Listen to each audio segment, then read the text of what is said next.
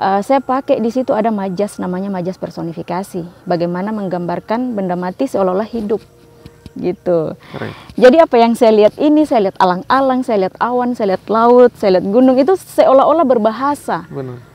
Seolah-olah ada teks. Jadi saya pakai pendekatan semiotika, bahwa segala tanda yang kita lihat itu bisa kita tekskan. Gitu. Jadi kita gambarkan.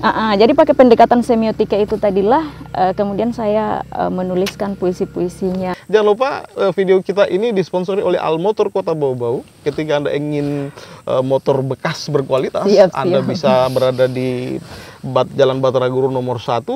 Di sana di Simpangan Karin Nugraha ada showroom besar di sana, Almotor Bau-Bau. Dapatkan motor bekas berkualitas ada di Almotor Bau-Bau. Sajak rindu buton selatan kepada kasih. Sedarum ingatan mendayu silam, meruah rindu dalam dada. Padamu, duhai kasih sekawan sajak. Di rimbun-rimbun beringin desa, angin mengubah teduh matamu. Di rumah bambu lipu mangau, kopi kampung meramu temu. Di biru laut Sampolawa, puisi kian mesra, seperti ombak, kenangan berkejaran, beraturan. Sejengkal saja ceritaku, kasih, dikenang sajak yang kau titip dahulu. Pada waktu-waktu aku membaca, pada jejak-jejak ku kenangkan. Di Lamando, bukit-bukit menjadi romantis, dipeluk jingga sebelum maghrib. Di Langira, hijau sabana memanggil pulang, ditenangkan kabut setia. Jika bukan sehelai rambut gugur di sini, titipkan sajak rindumu, kasih. Buton Selatan, 22 Maret 2021. Wow, dahsyat. Eva Ria Razak. Assalamualaikum. Waalaikumsalam, Kak. Pembuka puisi yang sangat indah. Saya sampai merinding beneran. Masya Allah. Saya sebenarnya pencinta juga puisi-puisi, pencinta apa ya, pencinta lagu, dan saya bisa melihat energi yang sangat positif di sini. Terima kasih Eva, Kak Eva, puisinya sangat menggugah saya. Baik, sahabat itu bersama, itulah pembuka kita di Koja-Koja segmentasi Koja-Koja kali ini. Saya ingin mengajak sahabat itu bersama bahwa hari ini saya berada di Buton Selatan. Tepatnya di Bandar Batauga. Nah, di sini ternyata ada panorama alam yang sangat indah menawan. Kami dibawa Kak Eva di sini dan tak berhenti kami mengucap kagum dan mengucap syukur kepada Allah Ta'ala, Ilahi Robbi yang punya alam ini. Terima kasih ya Rob, kita sudah sampai di sini. Baik, satu karya yang menurut saya sangat luar biasa. Sajak rindu Buton Selatan kepada kasih. Ini karya perdana yang belum di launching tapi sudah koja-koja ini. Rencananya kapan launching ini, Kak? Kalau yang terjadwal awal itu sebenarnya tanggal 14 kemarin malam itu sudah terjadwal.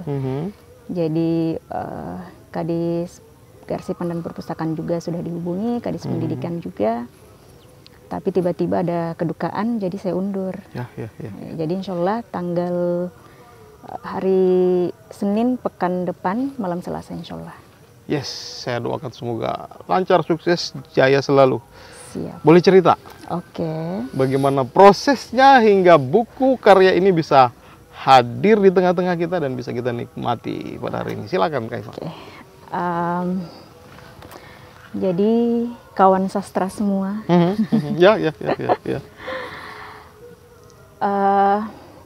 Perjalanan saya sampai bisa menulis satu buku itu, jadi dulu waktu saya kuliah di S1 Universitas Muhammadiyah Buton, saya ambil fakultas Bahasa dan Sastra, Keguruan dan Ilmu Pendidikan. Jadi di sana itu ada senior saya yang bergiat di Sanggar Seni Fantastik. Sanggar Seni Fantastik Butuni, itu beliau sekaligus mentor saya, Kak Amiruddin Ena. Jadi beliau. Oh, gitu ya. Terus. Alhamdulillah. Terus. Jadi Kakak Amir ini yang memperkenalkan saya terhadap kesusastraan waktu itu.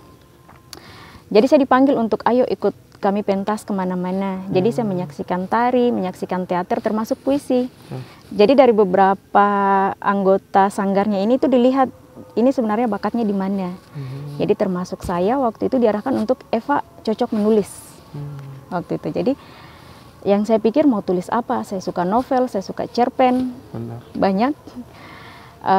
Tapi puisi juga saya mulai tulis-tulis. Tapi namanya pemula pasti masih perlu diarahkan, masih perlu dibimbing, diasah terus. Saya akui tulisan-tulisan pertama saya waktu itu masih dapat banyak kritikan, salah satunya itu dari Kak Amir sendiri. Jadi alhamdulillah yang saya syukuri juga dari Kak Amir ini, beliau selalu mempertemukan saya dengan seniman-seniman yang lain. Ya salah satunya itu yang paling teringat, kemudian juga menjadi salah satu mentor saya itu namanya Sidin Lahoga. Itu sastrawan Sultra. Beliau itu putra Buton Selatan juga, aslinya di Sampolawa. Seperti itu. Jadi dilihat juga tulisan-tulisan saya, langsung dibilang, Eva ayo menulis apa saja, katanya waktu itu. Keren.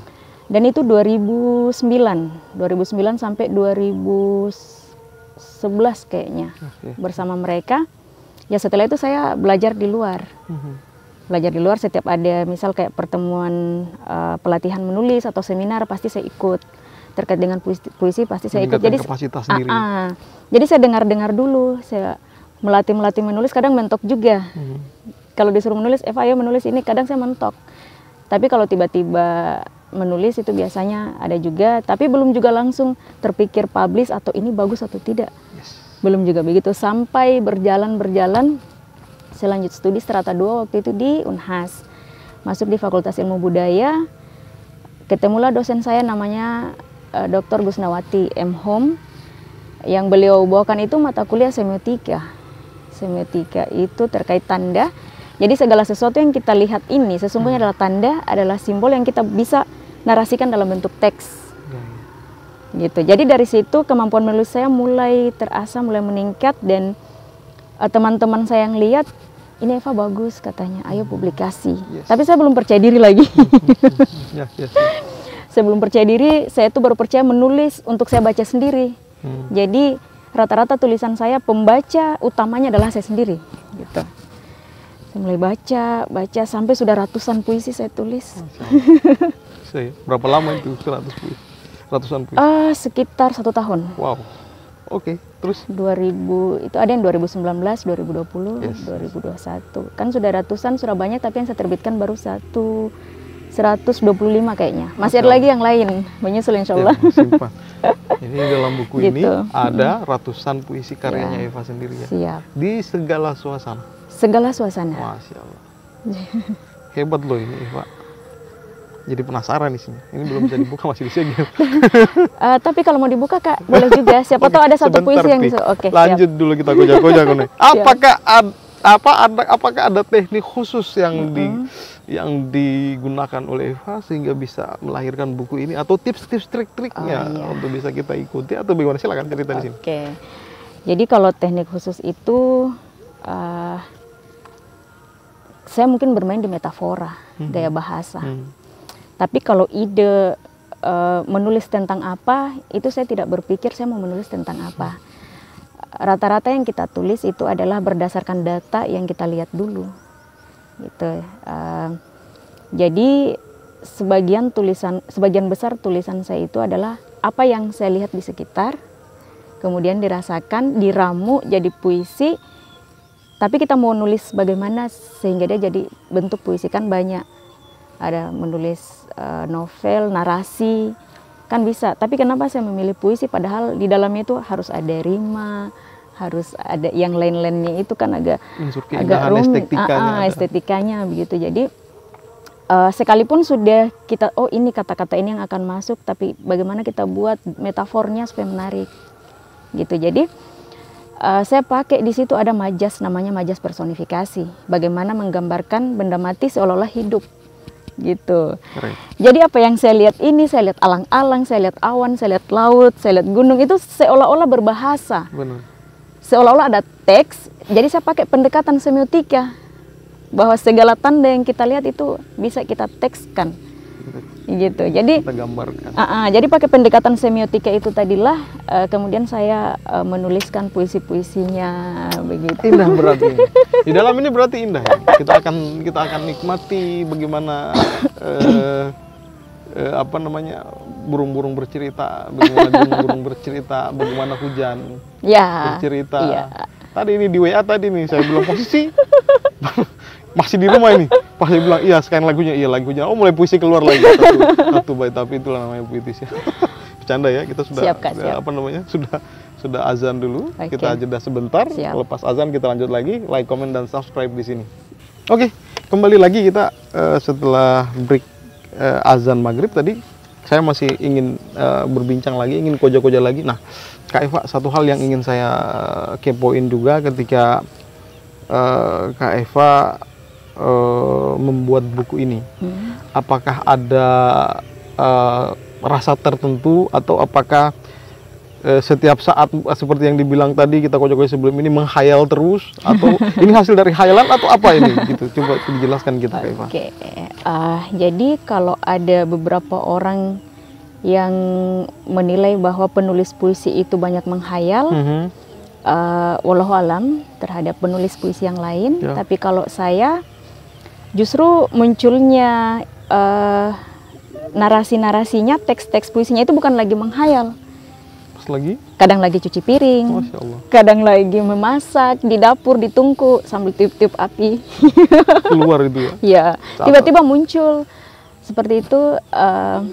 Jadi kalau sudah seperti itu ya saya langsung menulis biasanya. Tapi ada juga yang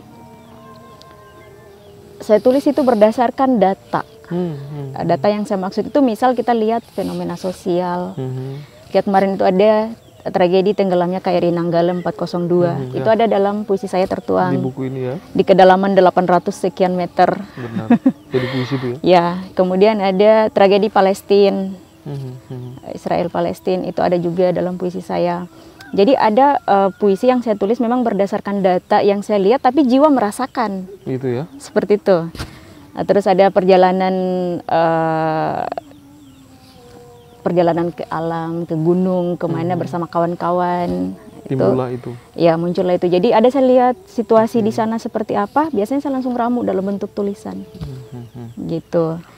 Jadi kalau dibilang menghayal, sebenarnya tidak. Tapi saya punya data, ada yang saya lihat, saya saksikan, dan saya rasakan, nulis. Seperti itu, Kak. Sajak Rindu Buton Selatan kepada Kasih. Ini sebenarnya makna tersirat dari judul ini apa sih sebenarnya? Saya ingin tahu. Jadi ada juga yang katakan bahwa Sajak Rindu Buton Selatan kepada Kasih itu adalah kepada pasangan lawan jenis. Dari tanda kepada kasih tadi. Itu alasan kenapa saya pakai kepada kasih, bukan kepada kekasih. Kalau kepada kekasih berarti kepada persona. Kan? Ya, kepada persona. Tapi kalau kepada kasih ini bisa bermakna tersirat, universal, seperti itu. Jadi, tapi lagi-lagi kalau penulis itu hanya bertugas menulis. Persoalan makna, persoalan nilai itu adalah kemerdekaan pembaca untuk memaknai. Jadi saya juga tidak membatasi makna pembaca. Seperti katanya Sapardi Djoko Damono dalam puisinya itu kepada sebuah sajak. Setelah sajak ini lahir dari jemariku yang papa, maka ia bukan lagi milikku. Kuserahkan kepada pusaran topan tentang nasibnya.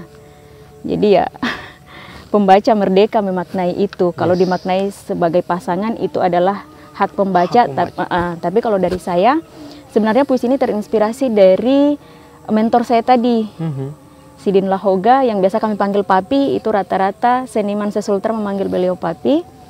Waktu itu ulang tahun 50 tahun Sidin Lahoga, setengah abad Sidin Lahoga. Jadi saya diminta untuk buat puisi waktu itu. Jadi saya pikir puisi apa? Oh, ini si Papi Sidin kan dia orang Sampolawa, bergiat seninya di Kendari. Saya pikir kenapa bukan di Buton Selatan juga? Paling tidak dapat percikan-percikannya kami ini. Nah, jadi saya buatlah puisi waktu itu, sebenarnya judulnya Kepada Papi. Tapi lagi-lagi tidak boleh menyebut langsung. Maka saya gantilah Kepada Kasih. Nah, kenapa saya pakai Kepada Kasih? Karena kami pun generasi di Busel sangat mengharapkan sentuhan-sentuhan giat seni, sentuhan-sentuhan literasi, menulis dan lain sebagainya. Jadi Butuh Selatan rindu. Iya. Butuh Selatan memanggil. Iya, seperti itu. Begitu ya, paling tidak ada generasi-generasinya beliau atau mungkin adik-adiknya yang kemudian bisa mengembangkan kesusastraan di Buton Selatan. Nah, makanya saya kasih judulnya itu. Yes, terinspirasi dari beliau dan salam hormat buat beliau, salam hormat dari saya dan saya sangat bangga bisa mengetahui seniman asal Buton Selatan, Sidin Lahogan. Salam hormatku selalu. Siap. Nah, lanjut lagi dari sebelum kita akhiri Koja-Koja ini, saya sebenarnya saya juga sangat mencintai puisi. Saya menyukai puisi.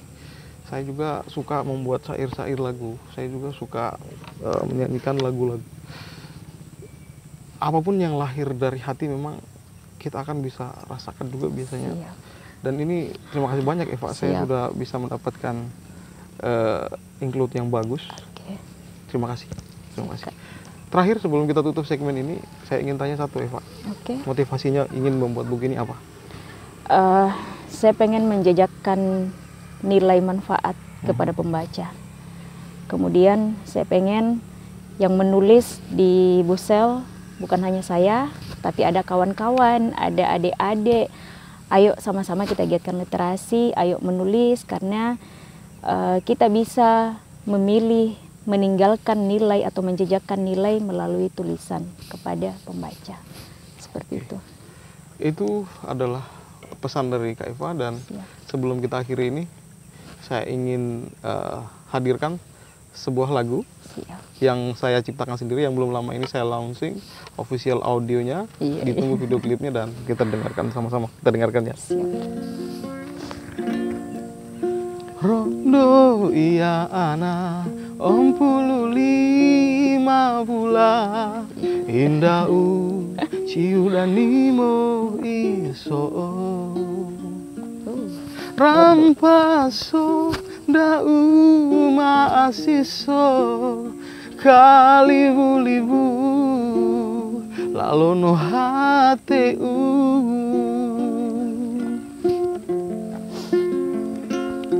kasih wandea nami si omoleng omo pibuni kapelu